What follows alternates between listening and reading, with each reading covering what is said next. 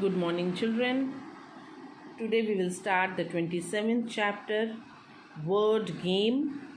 इसमें आपको दो ऑप्शंस दिए हुए हैं. One of the spelling is correct and the other is wrong. You have to choose the correct spelling from the given options. Tick the correct word in the bracket to complete the sentence. Okay, the first one is I could not go out because of the bad. तो दोनों weather की ही spelling दिख रही है, but the correct spelling for weather is WEATHER, यानी मैं बाहर नहीं जा पाई क्योंकि बाहर का मौसम ख़राब था. तो मौसम में वेदर की स्पेलिंग ये होती है. The second one, Joseph is carrying flowers for his grandmother's grave in the cemetery. तो जोसेफ जो है वो अपनी दादी माँ के ग्रेव के लिए, ग्रेव क्या होता है जहाँ क्रिश्चियंस लोग अपने जो डेथ जिनकी हो जाती है उन्हें वहाँ बरी करते हैं, ठीक है, तो वो उनकी ग्रेव होती है और उसके ऊपर वो सीमेंटेड उसको बना देते हैं, तो उसे बोलते हैं सिमेट्री. तो वहाँ पे लोग फूल चढ़ाते हैं, तो symmetry, CEMETERY. This is the correct spelling, symmetry. The third one, I felt dash and stared at my shoes. तो मुझे क्या लगा, शूज़ अपने देखकर मैं बहुत एम्बैरेस्ड फील की. अगर आपके शूज़ पॉलिश नहीं हैं, बहुत डर्टी हैं, तो आपको बहुत एम्बैरेसमेंट फील होगी, बहुत आपको शर्मिंदगी फील होगी. लोग क्या बोलेंगे, बिकॉज कहते हैं कि ड्रेसिंग सेंस से, शूज़ से आप उस पर्सन के वैल्यूज़ को, उसके कैरेक्टर को जज कर सकते हैं कि वो कितना साफ़ सुथरा रहता है, कितना वेल डिसिप्लिन्ड है. तो हमेशा साफ़ कपड़े पहनिए और अपने शूज़ को भी हमेशा नीट एंड क्लीन रखिए. When you come to school, you polish your shoes and by your own. Don't give your parents to polish your shoes. Okay, नहीं तो आपको बहुत आप एम्बैरेस्ड फील करेंगे. तो this is the correct spelling for embarrassed, EMBARRASSED. The fourth one, I visit his house. मैं उसके घर कब जाती हूँ, ओकेशनली, यानी कि कभी कभी, किसी ओकेशन पर, किसी पर्व त्योहार पर या किसी फंक्शन पर. तो ओकेशनली की सही स्पेलिंग ये है OCCASIONALLY, occasionally. The fifth one, I went to the shop to buy some. मैं दुकान पर क्या खरीदने गई, तो स्टेशनरी, यानी कॉपी, पेंसिल, रजिस्टर, बुक्स, कुछ भी हो सकता है इसमें. स्टेशनरी आइटम्स होती हैं वो, STATIONERY, stationery. Okay. A stitch in time saves 9. This is a proverb, यानी सही समय पर अगर आप सही काम करेंगे तो आपका समय बचेगा. तो यहाँ पे स्टिच की स्पेलिंग है STITCH. A stitch in time saves 9. She congratulated me on my success. उसने मुझे मेरी उपलब्धि पर, मेरे सक्सेस पर मुझे बधाई दी, कॉन्ग्रेचुलेट किया. Then the spelling is CONGRATULATED, congratulated. Then the B part, some words sound similar but have different meanings.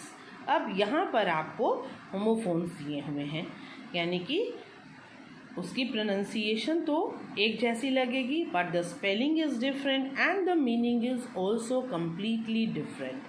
So look at these sentences. आपको सही जगह पर सही स्पेलिंग को फिट करना है. Okay, both the spellings will be used in the sentence but at the correct place. तो अगर आपको डियर लिटिल अनु, किसी के नाम से पहले डियर यूज़ करना है, मेरी प्रिय अनु, तो वहाँ डियर क्या होगा, DEAR. जब आप लेटर लिखते हैं then we use DEAR, dear. Was excited to see the deer at the zoo. और जू में जो जानवर रहता है डियर, उसकी स्पेलिंग होती है DEER, डियर. तो दोनों देखिए एक जैसे ही लग रहे हैं, but the meaning is also different and the spelling is also different. So these are homophones. The second one, the dash started the night, यहाँ पे ये नाइट के NIGHT पहले लगेगा। नाइट आप किसी राजा को बोल सकते हैं, राजा को बोलते हैं night. The night started on his journey that very night, उसी रात को उसने अपनी जर्नी, अपनी यात्रा को शुरू किया। तो यहाँ पे नाइट होगा NIGHT और फर्स्ट में होगा KNIGHT। The third one, look how pale she is, यहाँ पे PALE यानी वीक बोल सकते हैं, डल बोल सकते हैं, कितनी वो डल लग रही है। She really shouldn't be lifting that pail of water, तो पेल ऑफ वाटर यानी वाटर के साथ हम पेल ऑफ वाटर यूज़ करते हैं, यानी कि वो बाल्टी बोल सकते हैं या टब बोल सकते हैं, भारी कोई जिसमें कंटेनर जिसमें पानी हो तो उसे वो नहीं उठाना चाहिए। Okay. She road her horse proudly, अपने घोड़े को दौड़ाते हुए ले गई, तो वहाँ पे रोड होगा RODE, और कहाँ पर लेकर गई, डाउन द रोड, रोड पर, सड़क पर, तो ROAD रोड। रीटा क्या बोल रही है, Harry and you compliment each other, compliment मतलब एक दूसरे को कि पूरक हो, पूरा करते हो, एक दूसरे के लिए बने हो, तो कॉम्प्लीमेंट मतलब COMPLEMENT, कॉम्प्लीमेंट। और फिर सुजैन क्या बोलती है, thank you what a lovely complement, यहाँ पे कॉम्प्लीमेंट का मतलब है जो आपने मेरे लिए मेरी तारीफ़ की, तो उस तारीफ़ के लिए बहुत बहुत शुक्रिया, COMPLIMENT, compliment. Okay children, then the next chapter number 28, turn to it. In this chapter, the name of the chapter is Everything Black, यानी जो भी चीज़ आप इसमें पढ़ेंगे वो ब्लैक से रिलेटेड है। The black colour is the absence of colour, जब कोई भी कलर आपको उसमें नहीं दिख रहा है तो आपको उसमें सिर्फ क्या दिखेगा, ब्लैक कलर।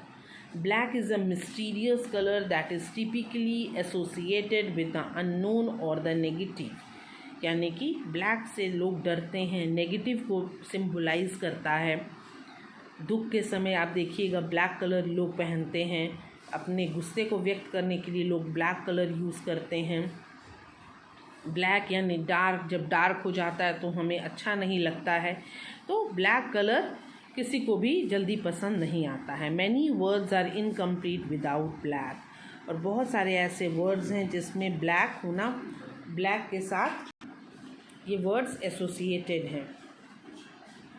तो देखिए पहला क्या है, humour dealing with the dark side of human life, तो उसे क्या बोलेंगे, ब्लैक ह्यूमर। ह्यूमर मीन्स हंसी मजाक, तो जो डार्क साइड, ह्यूमन बीइंग के डार्क साइड के साथ ह्यूमर रिलेटेड है उसे हम ब्लैक ह्यूमर बोलते हैं। The second one, a very poisonous type of spider, एक ऐसा स्पाइडर जो बहुत ही पॉइजनस है, अगर वो काट ले तो इंसान मर सकता है, उसका नाम है ब्लैक विंडो। तो हर जगह ब्लैक वर्ड यूज़ किया गया है।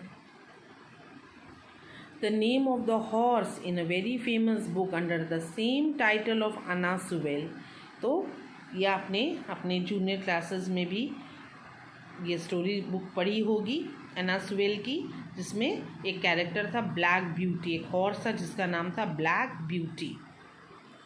A card game in which players try to collect cards with a total value of 21, तो ये एक कार्ड गेम है जिसमें 21 कार्ड्स होते हैं और उस गेम का नाम है blackjack. Time during the war when all lights must be put out और कवर्ड एट नाइट, तो खासकर वॉर के टाइम जब युद्ध होता है तो सारी लाइटों को बंद कर दिया जाता है ताकि दुश्मन को हमारे बारे में पता ना चल सके। तो उस पीरियड को बोलते हैं जब सारी लाइट्स को ऑफ कर दिया जाता है ब्लैकआउट। या कभी कभी क्या होता है, पूरे शहर में जब लाइट नहीं होती है, अंधेरा छा जाता है, तब भी हम उसे ब्लैकआउट ही बोलते हैं। अ पर्सन हु मेक्स और repairs things made of iron, तो लोहे से बनाने वाली चीज़ों के साथ जो काम करता है उन्हें हम ब्लैक स्मिथ बोलते हैं। जैसे गोल्ड की चीज़ों के साथ जो काम करते हैं, गोल्ड बनाते हैं, उन्हें गोल्ड स्मिथ बोलते हैं। उसी तरीके से लोहे के सामान जो बनाते हैं उन्हें ब्लैक स्मिथ बोलते हैं। A magic done for evil purposes because the colour black represents evil and death. तो जादू टोना जो होता है, जो हम कहते हैं काला जादू, तो उसे इंग्लिश में बोलते हैं ब्लैक मैजिक। जो लोग कलर्स को ब्लैक कपड़े पहन लेते हैं, ब्लैक को टीका लगा लेंगे, आपने मूवीज़ में देखा होगा, तो बुरी चीज़ों को रिप्रेजेंट करने के लिए, तो उसे हम कहते हैं ब्लैक मैजिक, काला जादू। Then the 8th one, a thick liquid put on an object to make it black. अगर किसी चीज़ को ब्लैक बनाना है, उसके ऊपर एक अगर ब्लैक चीज़ डालनी है, एक थिक लिक्विड होता है जिसे हम बोलते हैं ब्लैक इंक। इंक आपने देखा, पेन में स्याही जो भरते हैं, उसे अगर वो ब्लैक है तो वो ब्लैक इंक कहलाएगी। A belt showing the highest rank in judo और कराटे। तो जूडो और कराटे में जो सबसे बेस्ट परफॉर्मर होते हैं उन्हें ब्लैक बेल्ट दी जाती है। अलग अलग कलर्स की बेल्ट होती है जूडो में लेवल के हिसाब से। तो जो सबसे बेस्ट लोग होते हैं, उसमें जो सबसे ट्रेंड लोग होते हैं, उन्हें ब्लैक बेल्ट दी जाती है। Black belt represents that it is the highest rank in judo और karate. The 10th one, a list of people, groups or countries who are to be avoided or punished in some way। तो अगर किसी people के group को या किसी भी group को, कंट्रीज़ का भी वो ग्रुप हो सकता है, अगर उन्हें पनिश करना है, उन्हें अपने ग्रुप से हटा देना है, उनको बताना है कि आपने गलत काम किया है, तो हम उन्हें क्या कर देंगे, ब्लैक लिस्ट कर देंगे कि ये सारी जो कंट्रीज़ हैं या ये जो पीपल हैं, इन्हें हमने ब्लैक लिस्ट कर दिया, इनके साथ कोई भी रिलेशन नहीं रखेगा। A board on which the teachers write with a chalk, ये तो सबको पता है, ब्लैक बोर्ड पे टीचर लिखती है। जब आप स्कूल आएंगे तो आप वापस ब्लैक बोर्ड के ऊपर हम लोग लिखेंगे और सारे आंसर्स को वहाँ पर सॉल्व करेंगे। Okay, we are waiting for that day. Then the 12th one, an area in space that nothing, not even light, can escape because gravity is so strong there। तो स्पेस में एक ऐसा area जहाँ पे gravity भी नहीं है, gravity बहुत स्ट्रॉन्ग है और वहाँ पे क्या है, लाइट भी एस्केप नहीं कर सकती है। ठीक है, तो ऐसा जो एरिया है स्पेस में, उसे हम बोलते हैं black hole. Okay children, I hope you have followed these chapters. Thank you.